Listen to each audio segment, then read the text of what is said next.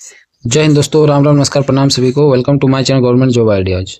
स्वागत है आपका एक नए वीडियो में। और ये जो वीडियो है मैथ क्लास के जो स्पेशल जो जेएसएससी एग्जाम है उसके बारे में है। और इसमें जो वही सब क्वेश्चन सिलेक्ट किए गए हैं जो उत्पाद सिपाही और झारखंड पुलिस के लिए जो आगामी परीक्षा आने वाली है उसके लिए इंपॉर्टेंट है। और ये दूसरा सेट है और हर सेट में आपका 10 क्वेश्चन का रहेगा। तो चलिए वीडियो को शुरू करते बिना किसी देरी के। शुरू करने से पहले जितने भी नए व्यूअर्स है चैनल को जरूर सब्सक्राइब कर लीजिए, बेल आइकन को प्रेस करना ना भूलें, वीडियो को लाइक और शेयर जरूर करें। क्वेश्चन नंबर फर्स्ट, 0.00085 का मानक रूप में होगा। Option A, B, C, D, 4 option दिया गया है। तो चलिए क्वेश्चन को बनाते हैं। क्वेश्चन में देखिए 0.0004085, अगर पॉइंट को हटाते हैं तो 1 के बाद कितना हो जाएगा? 1 2 3 4 5 6, 6 जीरो, 4 5 6। तो इसको अगर जो नीचे वाला है इसको ऊपर ले जाते हैं तो 85 इंटू 10⁻⁻6 हो जाएगा ऊपर जाने पे, ठीक है। और ऑप्शन में देखिए 8.5 के हिसाब से दिया होगा। अगर 8.5 देते हैं तो और एक ये जो माइनस है इसमें 10 - 6 + 1 हो जाएगा। कितना हो जाएगा आंसर? 8.5 इंटू 10⁻⁻5। ऑप्शन नंबर आपका कौन सही है? देखिए ऑप्शन नंबर सी जो है आपका सही है। Option number C 8.5 into 10⁻⁻5। Question number second, 6n divide by 6⁻⁻2 is equal to 6⁻3 है। तो n का मान होगा option A 0, option B 1, option C 2 और ऑप्शन डी 4। तो आप लोग कोशिश कीजिए बनाने का। देखिए 6n divide by 6⁻⁻2 equal to 6⁻3 है। तो आपको n का मान निकालना है, ठीक है। n इक्वल टू, तो जैसे ही 6n 6 जो नीचे -2 है ये ऊपर जाएगा तो 6n + 2 हो जाएगा और इधर एज यूजुअल 6⁻3 रहेगा। तो 6 जो पावर वाला है सिर्फ वो इज आपका जो है इक्वल हो जाएगा n + 2 = 3। तो आपका आंसर क्या हो जाएगा? n इक्वल टू, जब 2 इधर आएगा 3 - 2, n इक्वल टू 1। तो ऑप्शन नंबर जो आपका बी है वो सही है। Option number B n equal to 1 इसका सही आंसर है। क्वेश्चन नंबर थर्ड, प्रयुक्त अक्षर का मान होगा। देखिए इसमें कुछ अक्षर दिया गया है, ए ऊपर 3 1a और नीचे क्या है +1a3। ये दोनों को प्लस करने के बाद 501 आता है। तो आपको ए का मान निकालना है। एक ऑप्शन में देखिए ए 4 है, ए इक्वल टू 7 है, ए इक्वल टू 8 है और डी ए इक्वल टू 11 है। तो ए का मान आपको निकालना है। देखिए इसमें ए जो है, आप देखिए कोई भी ऑप्शन से अगर बैठाते हैं तो ऑप्शन से डाल के भी आप निकाल सकते हैं, ठीक है। लेकिन इसमें सही क्या होगा, पहला टर्म को ले लेते हैं ए और जो है नीचे +3 = 1। ये 1 नहीं होगा, मतलब दोनों को ऐड करने के बाद 1 तो नहीं हो सकता है। तो इसको पहला टर्म को क्या ले लेते हैं, 11 हो सकता है। तो a + 3 = 11 कैसे होगा? तो a = 11 - 3, a = 8। अगर 8 आप यहाँ पे बैठाते हैं तो आपका देखिए 3 3 1 a की जगह 8 और नीचे देखिए 1 a की जगह फिर से 8 3, आपका जो है और नीचे 501 आना चाहिए। 8 3 11 का 1 हाथ में रहा 1, 8 1 9 और 1 10 का 0 हाथ में रहा 1 3 1 4 1 5।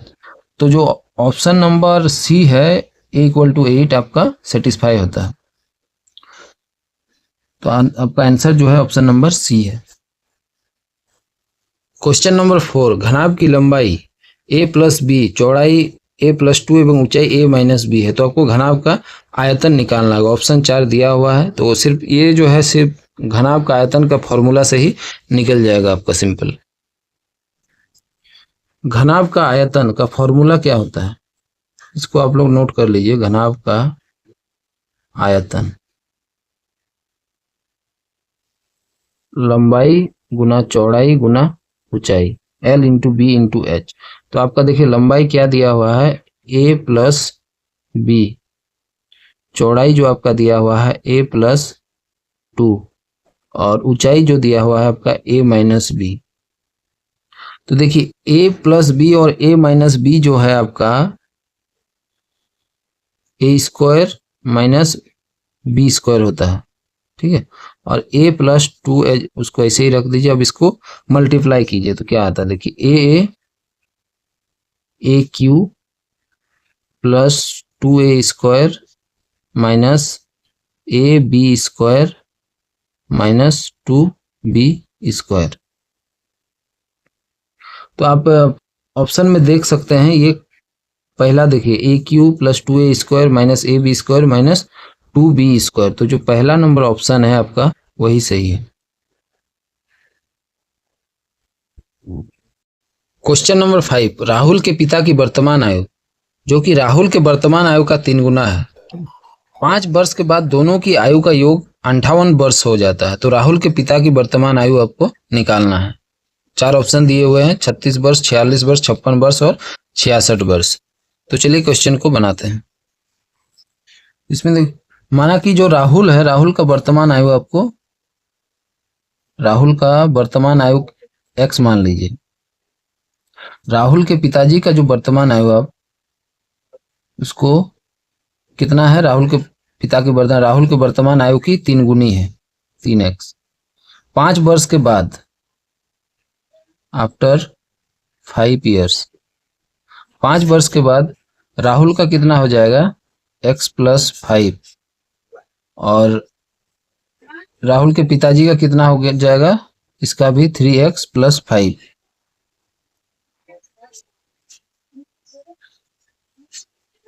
पांच वर्ष के बाद दोनों की आयु का योग जो है 58 वर्ष हो जाता है। 5 वर्ष के बाद जो दोनों का x + 5 + 3x + 5 = 58, 58 वर्ष।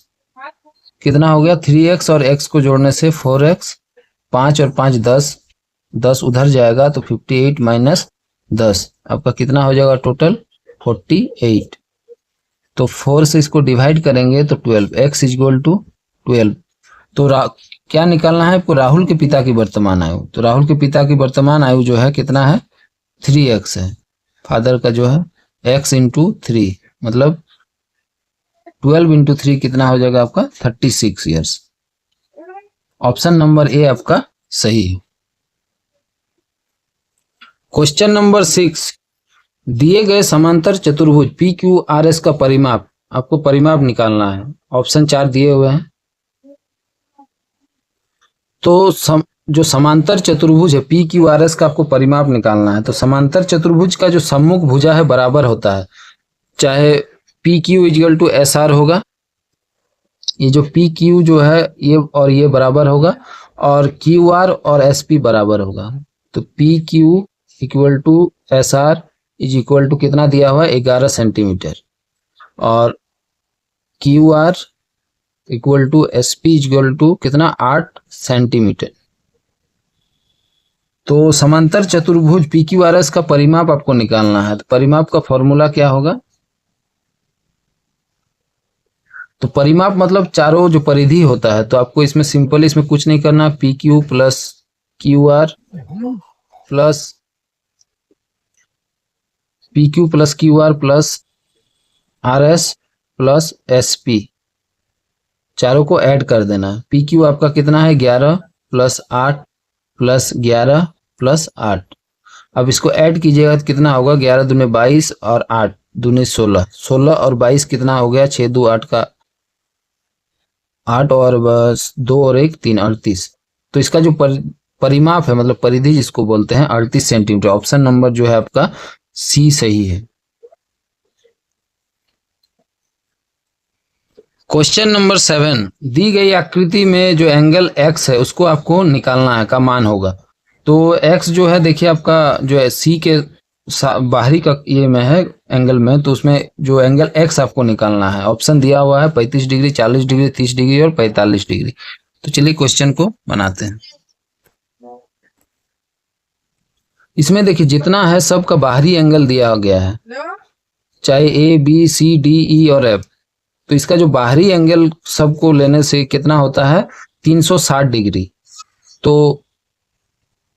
आप देख सकते हैं एंगल जो A plus angle B plus angle C plus angle D plus angle E plus angle F equal to आपका जो है इज इक्वल टू 360 डिग्री होता है।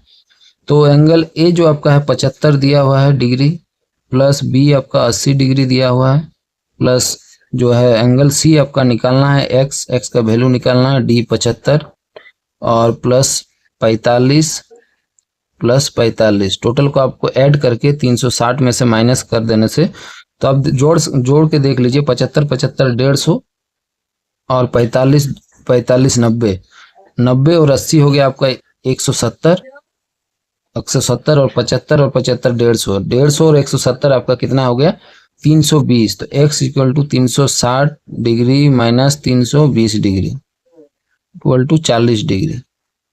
तो आपका जो आंसर है ऑप्शन नंबर बी आपका जो है सही है, बी जो है 40 डिग्री आपका सही है। इसमें तो क्वेश्चन नंबर 8 दिए गए आकृति का आपको क्षेत्रफल ज्ञात करना है, जिसका 4 ऑप्शन दिया गया। जो आकृति है आपका चतुर्भुज है, तो चतुर्भुज का आपको क्षेत्रफल ज्ञात करना है। तो इसमें देखिए चतुर्भुज में 2 त्रिभुज है, एक ए बी और डी और एक ए सी और डी। ये 2 त्रिभुज का क्षेत्रफल आपको ज्ञात करना है, तब आपका चतुर्भुज का क्षेत्रफल मिल जाएगा। तो चतुर्भुज जो है आपका ए बी सी डी का क्षेत्रफल इज इक्वल टू ट्रायंगल जो है ए बी और डी का क्षेत्रफल निकालना है और उसमें जोड़ देना है आपको ट्रायंगल जो ए सी और डी। तो त्रिभुज का जो क्षेत्रफल होता है half into base into height, तो इसका बेस जो है ए डी है, ठीक है। इसका जो बेस है ए बी डी का ए डी है, ए डी आपका दिया हुआ है 8 सेंटीमीटर और जो हाइट है इसमें देखिए 5 सेंटीमीटर दिया हुआ है। उसी तरह इसमें इसका भी बेस जो है 8 सेंटीमीटर है और इसमें हाइट जो दिया हुआ आपका 4 सेंटीमीटर दिया हुआ। तो इसको सिंप्लीफाई करने से आपका देखिए 2 को 8 4 से, तो 4 इंटू 5 20 प्लस 8 इंटू 2 16, टोटल जो है 36 सेंटीमीटर स्क्वायर इसका जो है आंसर। ऑप्शन नंबर सी सही है।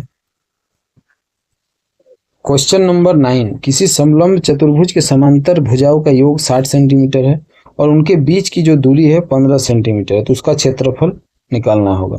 4 ऑप्शन दिए हुए हैं और ये एक सिंपली समलंब जो चतुर्भुज है उसका क्षेत्रफल का जो फॉर्मूला आपको अगर पता होगा तो आप आसानी से इसको बना सकते हैं।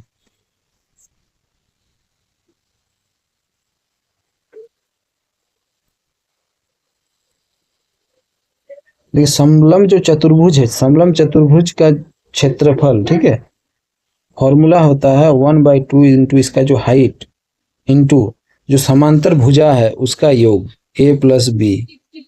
तो देखिए इसका हाइट जो दिया हुआ है आपका यहाँ 15 सेंटीमीटर दिया हुआ है और जो समांतर भुजा है उसका योग भी दिया हुआ है, मतलब a plus B equal to 60 centimetre. 1 into 2 को इससे डिवाइड किया 30 इंटू 15 कितना हो गया 450 सेंटीमीटर स्क्वायर। ऑप्शन नंबर जो आपका सी है वो सही है। क्वेश्चन देखिए बेलन का व्यास 7 सेंटीमीटर दिया हुआ है तथा ऊंचाई 8 सेंटीमीटर दिया है, तो बेलन का जो है वक्र पृष्ठ का क्षेत्रफल आपको ज्ञात करना हो। ये भी सिंपली जो बेलन का वक्र पृष्ठ का जो आपका क्षेत्रफल है इसका फॉर्मूला आता है, उसी अगर आपको पता है फॉर्मूला तो आपका इजीली आप इसको भी बना सकते हैं। सबसे पहले देखिए जो बेलन होता है वो किस तरह होता है, जिसको आप इंग्लिश में सिलेंडर भी कहते हैं। तो इसमें आपका क्या दिया हुआ है, देखिए हाइट जो है आपका दिया हुआ है, इसमें ये जो हाइट आपका दिया हुआ है और ये जो है व्यास, ये जो व्यास है ये व्यास भी दिया हुआ है। ये व्यास आपका 7 सेंटीमीटर दिया हुआ, हाइट जो है आपका 8 सेंटीमीटर दिया हुआ। तो आपका इसका जो फॉर्मूला है अगर आपको पता है बेलन का जो वक्र पृष्ठ क्षेत्रफल है उसका फॉर्मूला अगर आप जानिएगा तो एरिया इक्वल टू 2πr/h। तो देखिए इसमें त्रिज्या तो दिया हुआ नहीं है, r इक्वल टू त्रिज्या होता है, h इक्वल हाइट दिया हुआ है। तो r अगर निकालना है तो r क्या कैसे निकलेगा, आपका जो व्यास है व्यास देखिए r इक्वल टू d/2 7/2 ये हो गया आपका त्रिज्या। तो इस फॉर्मूला बैठा देते हैं, 2 इंटू पाई इक्वल टू 22/7 होता है। आर जो है आपका 7/2 इंटू हाइट जो है आपका 8 सेंटीमीटर दिया हुआ, 7 7 कट जाएगा, 2 2 कट जाएगा, 22 इंटू 8 आपका कितना होता है 176 सेंटीमीटर स्क्वायर। तो ऑप्शन नंबर जो है इसमें आपका बी ये सही है। तो आज का जो है 10 क्वेश्चन यही लास्ट है, तो आज के लिए इतना ही, फिर मिलते हैं नेक्स्ट सेट में।